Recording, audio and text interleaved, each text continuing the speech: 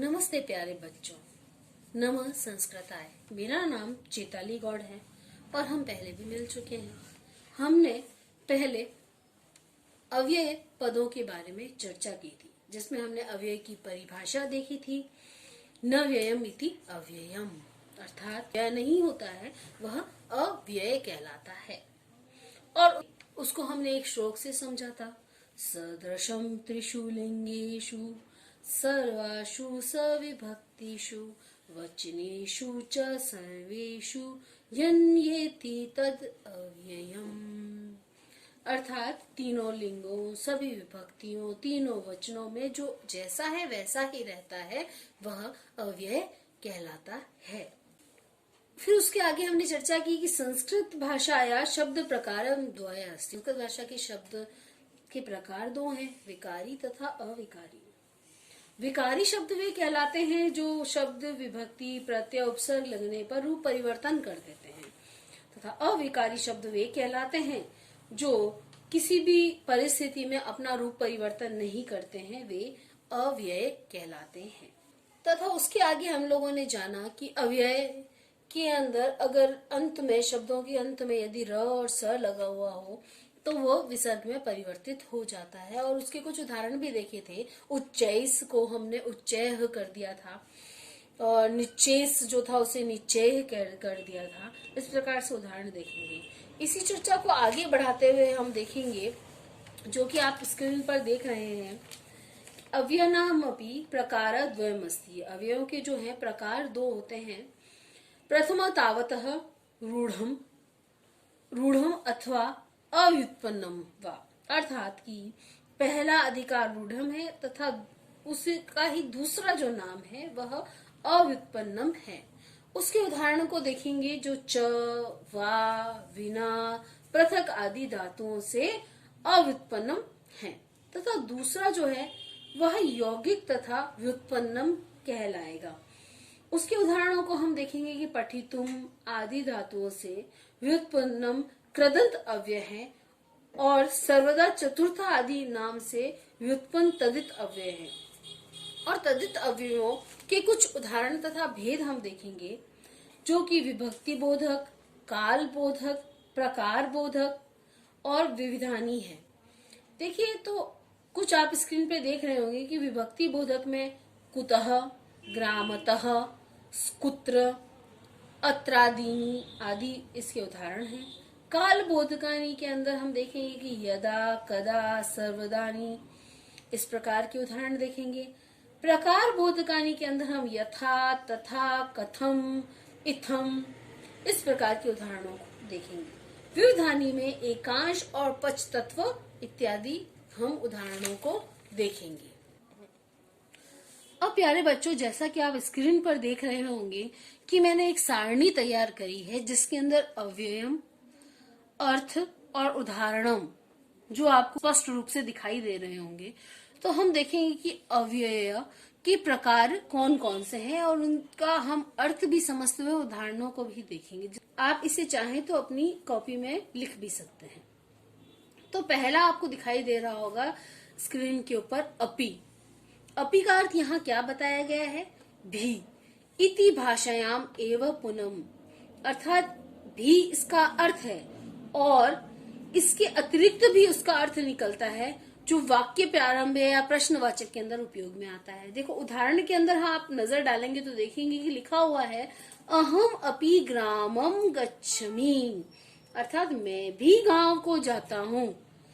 अर्थात इस शब्द को देखेंगे अहम अपि यानी मैं भी गांव को जा रहा हूँ, मतलब मेरे साथ में और भी है कोई जो गांव को जा रहा है, तो मैं भी हूँ जो गांव को जा रहा हूँ। दूसरा उदाहरण इसी के अंदर हम देखेंगे अस्ति में सोदर्य स्नेह अधेतेषु, अर्थात मेरे भाई से भी अधिक इन पर स्नेह है। अर्थात चिन्हित करके वे बता रहे हैं कि मेरे भाई से भी अधिक, मेरे भाई से तो प्रेम है लेकिन उससे भी अधिक किसी से प्रेम है तो इनसे है, मतलब किसी के ऊपर भी, छोटे भाई पे, बड़े भाई पे, बहन पे इशारा करते हुए बताया गया। तो वो भी इसमें भी के अंदर उपयोग में आएगा, यानी अपी के लिए उपयोग में आएगा। ठीक है। फिर हमें एक और उदाहरण इसके अंदर दिखाई दे रहा है जो कि है प्रश्नवाचक में। तो आप देखेंगे कि लिखा हुआ है अपि सन्निहितो अत्र कुलपतिः। क्या यहाँ कुलपति रहता है? तो मतलब अगर इस शब्द को देखें तो आप कहेंगे कि मैम इसमें तो भी कहीं नजर आ गया, इसके अंदर अपी कैसे उपयोग में आ गया, कहीं दिखाई नहीं दे रहा भी लिखा हुआ हिंदी में। तो क्या यहाँ कुलपति रहता है, अर्थात कि कोई और तो दिख रहा है ना वहां जिससे पूछा जा रहा है, तो उससे बोला जा रहा है कि भाई आप यहाँ खड़े हो तो क्या यहाँ कुलपति भी रहता है। इस प्रकार का जो अर्थ जो गौण है जो दिखाई नहीं दे रहा है परंतु वह भी अर्थ में ही देखा जाएगा। ठीक है, इसी श्रृंखला में आगे बढ़ते हुए हम देखेंगे कि एक शब्द आया है इति। अच्छा, ये बात आप समझ लीजिए कि हमने अव्यय शब्द को क्या समझा था, जो व्यय नहीं होता है, जिसमें कोई परिवर्तन नहीं होता। तो आप देखेंगे कि अपि, इति, इस प्रकार के शब्दों में कभी परिवर्तन देखा है आपने कि कोई परिवर्तन हो गया, कोई उसके अंदर विभक्ति लग गई, कोई उसके अंदर विच्छेदन लग गया। वो अपि है तो अपि के अपि जैसा है वैसा ही शब्द रहेगा, वह इसके अंदर कोई परिवर्तन नहीं होगा। तो देखिए इसी श्रृंखला में आगे बढ़े हम देखते हैं इति। इति शब्द में क्या बताया गया है, देखिए शब्द स्वर घोतक, शब्द स्वर को घोतक करता है। किस प्रकार से करता है, अब इसको हम देखेंगे। गुंजतम राम रामेति मधुरम मधुराक्षरम, अर्थात राम राम मधुर मधुर अक्षरों की चहचहाट। इति का अर्थ क्या होता है, पूर्ण विराम हो जाना, रुक जाना। तो अब आगे हम देखेंगे कि क्या बताया गया इसके अंदर, शब्द के अंदर राम राम मधुर मधुर अक्षरों की चहचहाट। स्वर घोतक को बताया गया। इसके अंदर दूसरा है कारणो घोतकार्थम, अर्थात कारण को बताने वाला। विदेशी को अस्मितिम छामी, अर्थात क्योंकि यह विदेशी है पूछता है। ठीक है, फिर क्योंकि अर्थ में इसको बताया गया है। पुराणम मित्वे न साधु सर्वम, पुराणों की तरह सभी साधु नहीं है। हाँ तो बच्चों देखिए, जिस प्रकार से हमने अपनी इत देखा, उसके आगे हम लोग स्क्रीन पे जो आप देख पा रहे हैं अध्य, अध्य अर्थात आज। तो हमें इसका उदाहरण से देखेंगे कि अद्य गुरुवासरः अस्ति, यानी आज गुरुवार है। दूसरा देखेंगे लिखा हुआ श्वः, आने वाला कल। श्वः शुक्रवासरः भविष्यन्ति, अर्थात कि कल यानी आने वाला कल, अर्थात कल शुक्रवार होगा ना, भविष्यन्ति होगा। तो जिस प्रकार से, जैसे इन शब्दों में कोई परिवर्तन नहीं होता है ना, अव्यय क्या शब्द होते हैं जिनमें कोई परिवर्तन नहीं। तो इन शब्दों को आपने नॉर्मली देखा होगा, परिवर्तन नहीं आता, जैसे है वैसे ही रहते हैं। आप 6th 7th 8th 9th किसी भी कक्षा के अंदर देख लिए, इनके ऊपर आपके वाक्य भी आ जाएंगे और इनके अर्थ भी आपसे पूछे जाएंगे, हिंदी अनुवाद में भी आएगा। तो ये बहुत उपयोगी है आपके लिए। अब आ गया ह, अर्थात बीता हुआ कल। अब देखिए अद्य यानी आज गुरुवार है, आने वाला कल शुक्रवार होगा, तो बीता हुआ कल क्या था, ह बुधवासरः स्मः, जो गया वो कल क्या था, उस कल में बुधवार था। ठीक है, अगला हम देखेंगे चौथा कुत्र।